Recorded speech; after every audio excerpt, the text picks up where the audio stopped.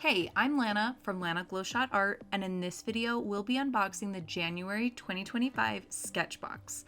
This box is all about representing light and temperature with a mixed media approach. Ready? Let's go. The surface in this month's box is the Magnani 1404 printmaking and drawing cotton paper. This surface works great with both wet and dry media, making it the perfect option for mixed media. Next, we have the Derwent tinted charcoal in Sunset Pink and Slate. These pencils have a core made of charcoal particles mixed with a small amount of pigment. They can be layered and applied with more pressure to build rich, deep darks, like I'm demonstrating here with Slate. You can also blend them with your finger to create subtle gradients, as I'm doing here with Sunset Pink. The next item in this box is the Royal Majestic Short Handle Shader Brush, size 6. This brush is great for clean lines and solid areas of color. Now, let's add a bit of water to the charcoal pencils. This softens the transitions and creates gentle washes. You can also draw directly into wet areas to achieve a wet-on-wet effect, opening up a variety of different textures. In this video, we'll explore temperature, and these tinted charcoal pencils are a fantastic starting point. Here, I am creating a temperature scale, transitioning from the cooler slate color to the warmer sunset pink. I use various techniques, including adjusting pressure to create gradients, blending with my finger, blending with water, and applying additional layers to increase opacity. The possibilities with these pencils are endless, but for the rest of this video, we'll mostly use them for laying in concepts and sketching. The prompt this month is wildlife, and I've decided to give it a Western twist. Let's grab the sunset pink and draw a cowboy hat. I begin with light pressure and general shapes and work up to more pressure and more opacity.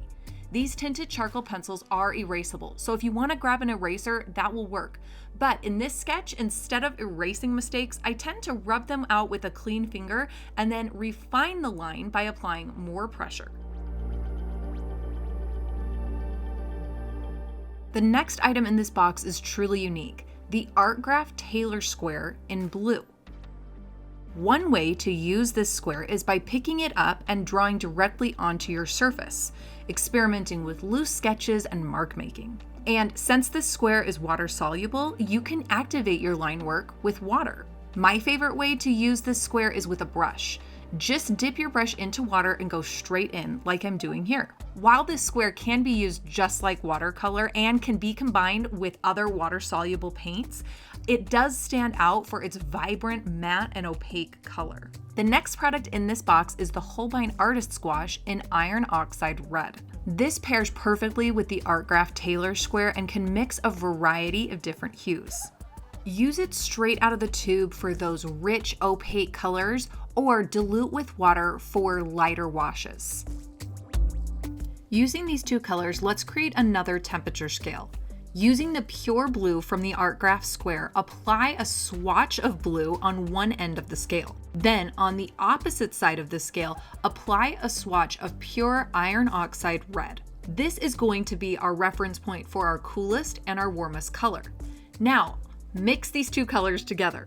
A red and a blue usually make a violet, but because this red is more muted, it's going to give us a very neutral violet. We're looking for a color that's exactly in between these two colors and gives us a very neutral temperature.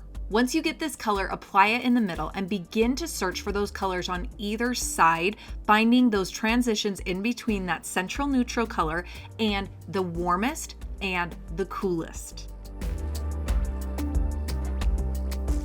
This temperature scale and its range of colors will help us finish our cowboy hat.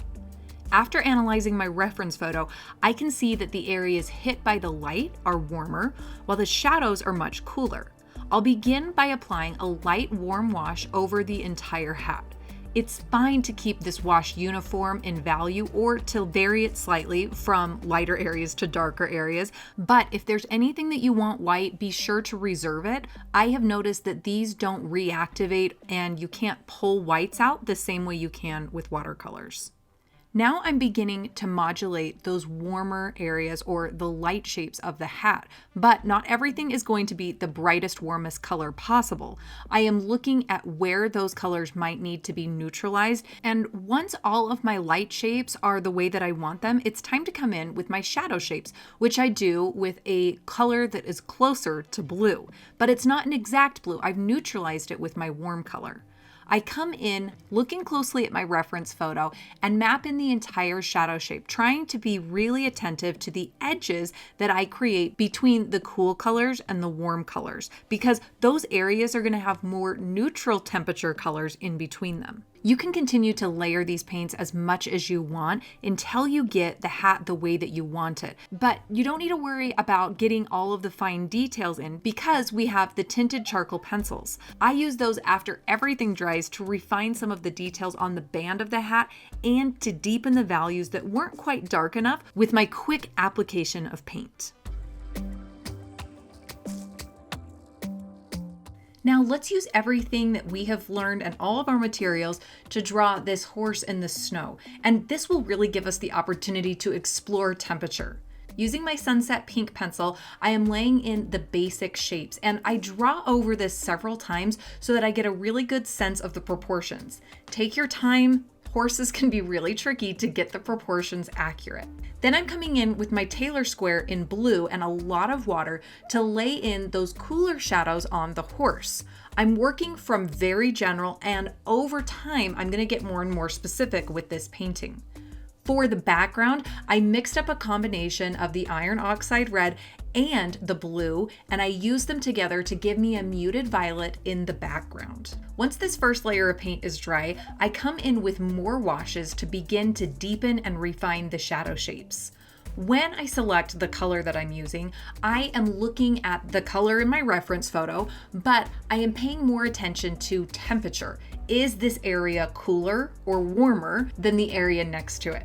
I can bounce back and forth between my wet media and my dry media, and I do so a lot throughout the rest of the drawing. I grab my charcoal pencils to refine some of the drawing, to bring back some of the shape, and then I activate with water and bring in more washes of color.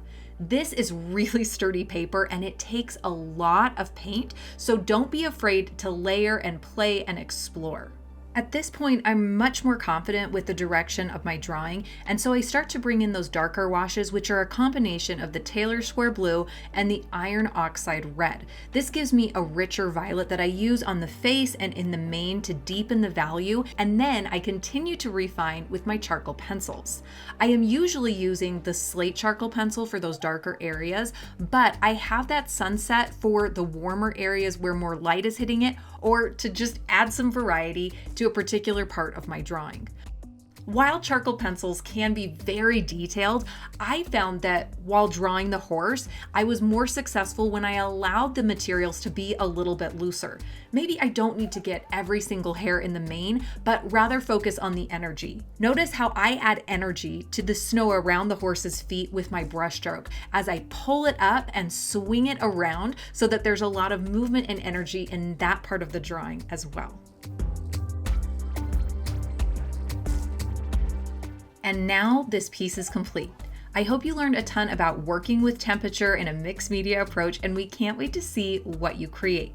So be sure to use the hashtag SketchboxJanuary when you post your work online.